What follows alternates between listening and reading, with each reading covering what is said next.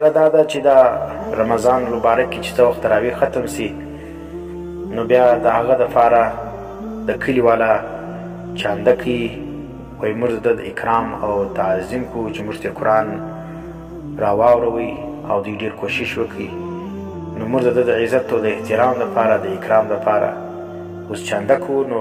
ګرده خلک چې کوم دي هغه بیا په دې کې حصه واخلي، یا بعضې چې کوم دي هغه پر خلکو باندې ګرځي د هغو څه چې کوم دي هغه چانده اخلي. وایي دا موږ د حافظ دپاره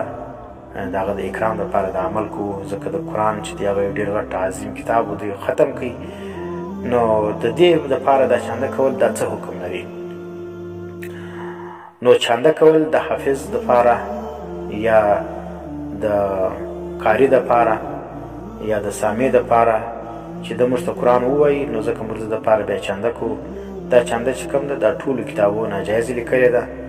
ځکه قرآن چې کوم حافظ صاحب اورولی دی د الله د رضا دپاره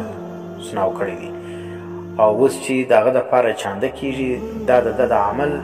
د ختمېدو ذریعه جوړېږي. نو که چیرې دا عمل جاري سي او حافظ صاحب چې کوم دی هغه د رمضان په اول سر کې لا راځي دا نیت وي چې د روزې په اخره کې به بیا ماته چانده کېږي او پیسې به رامیلاویږي، نو دا تراویح چې کوم دی بیا د الله د رضا دپاره نه سولې، دا د هغه پیسو دپاره چې نو ځکه ثواب نه لري. ځکه زموږ اکابرین لیکلي دي چې دا رقم چندې د حافظانو دپاره کول دا جایز نه دی. او بعضې چې کوم دي علماو لیکلي چې حافظ صاحب لره یا قاري صاحب لره چې تراویح درکړې هدیه ورکول جایز ده. نو هدیه چې کوم دی هغه پټ یو عمل دی چې یو صاحب استطاعت سړی یو مور سړی راولاړ سي هغه حافظانو ته پټ کالي ورکړي، ګوټونه ورکړي او دا رقم پیسې ورکړي. نو دا پروا نه لري، موږ مخالفت نه کوو، موږ مخالف د دې عمل یو. یا زموږ اکابرین چې مخالفت کړي دي هغه د دې مسلې کړي دي چې خلک راولاړېږي علی الاعلان په مسجدو کې امامان ترغیبونه ورکوي و خلکو ته، یا خلک کمیټیانې په دې ګرځي او کمیټي والا ګرځي هغه خلکو څخه چاندې ټولوي او وایي دا حافظ صاحب دی د هغه دپاره دونه خدمت یې وکړي او تاسو دوی سره چې کوم دی هغه دپاره چانده راجمع کوي. نو دا عمل چې کوم دی دا جایز نه دی، ځکه په دې کې یو حافظ صاحب چې دی هغه نیت خرابېږي، ځکه هر وخت چې بیا راځي ده به دا عقیده وي چې ماته چیش میلاویږي مسجد والا به یې څه راکوي. او دویم دا دی ما ورته وویل دا کمیټي چې کوم ده یا د خلکو څه چانده کوي دا ډېر خلک چې کوم دی هغه د زړه په خوشحالي باندې دا پیسې هغه نه ورکوي، د شرم د وجې یا د حیا د وجې یا د پیغور د وجې ورکوي. نو دا رقم پیسې اخیستل د چا څخه دا حرامې دي ده، ځکه نبی اسلام لا یحل مال امرئ الا بطیب نفسه، د یو مسلمان مال اخیستل د هغه څخه بغیر د زړه د خوشحالي دا حرام دی. نو دغه خلک چې چانده درکوي یا چانده ورکوي د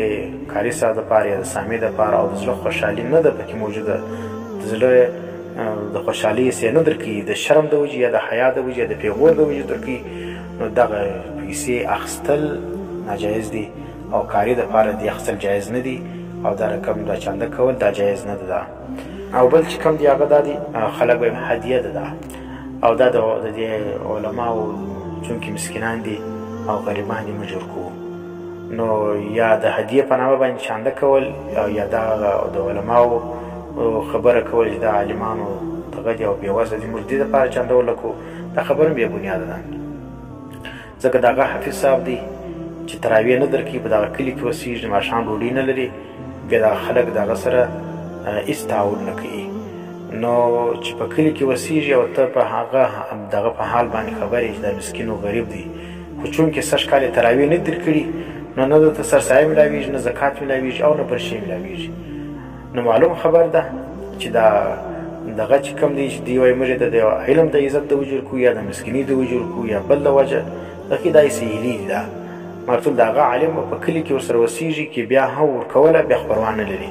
او که چیرې عالم تراویح نه ورکړي یا قاري صاحب تراویح نه ورکړي او بیا چې کوم خلک چرت هم نه پکې وي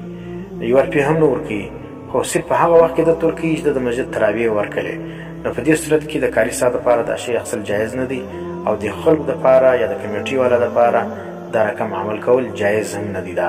دا ناجایز عمل دی. دا که چیرې د ثواب کار خلک وبولي او یا لازم وګڼي دا احداث فی الدین او دا بدعت دی، دا ناجایز عمل دی، پکار دی دې شي څخه